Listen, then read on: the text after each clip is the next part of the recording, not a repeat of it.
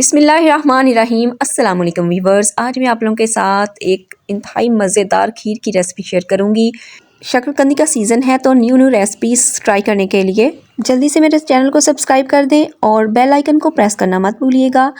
जो लोग फेसबुक से दे रहे हैं वो भी मेरे पेज को फॉलो करना और लाइक करना मत भूलिएगा। शक्करकंदी ले ली है मैंने, ये ली है 500 ग्राम यानी कि हाफ़ kg, और इसको बॉयल करके तो छील के पीसेस का लिए हैं। अब हम इसको ग्राइंड कर लेंगे। ऐसे ग्राइंड करना ज़रा मुश्किल लगे तो इसमें थोड़ा सा दूध शामिल कर लीजिएगा तो वो आसानी से ग्राइंड हो जाएगी। अब मैंने दूध लिया है 1 kg, इसको मैंने उबलने के लिए रख दिया है और साथ ही मैं इसमें डाल रही हूँ इलायची, सब्ज़ इलायची 2-3 डाल दी हैं और बॉयल आने तक इसको पकाना है।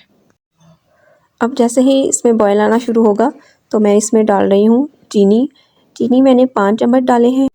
आप इसे कम या ज़्यादा कर सकते हैं अकॉर्डिंग टू योर टेस्ट।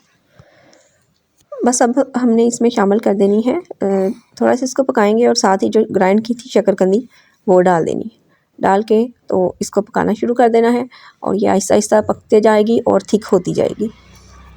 शक्करकंदी के हज़ारों नहीं बल्कि लाखों फ़ायदे हैं, इसको ज़रूर खाना चाहिए।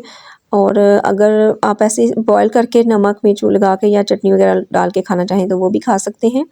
खीर बनाएं, जो मर्ज़ी बना के खाएं, लेकिन खाएं ज़रूर, क्योंकि इसमें पोटाशियम की भी काफ़ी मिकदार होती है। हड्डियों के लिए बहुत मुफीद है, शुगर के लिए बहुत अच्छी है, ये बीटा कैरोटीन से भरपूर होती है, कब्ज़ से निजात दिलाती है। इसके अलावा रंग साफ़ करने में भी बहुत मदद करती है। तो शक्करकंदी जो है वो बहुत सारे लाखों फ़वाइद छुपे हुए हैं इसके अंदर, तो आप ज़रूर इसको खाया करें।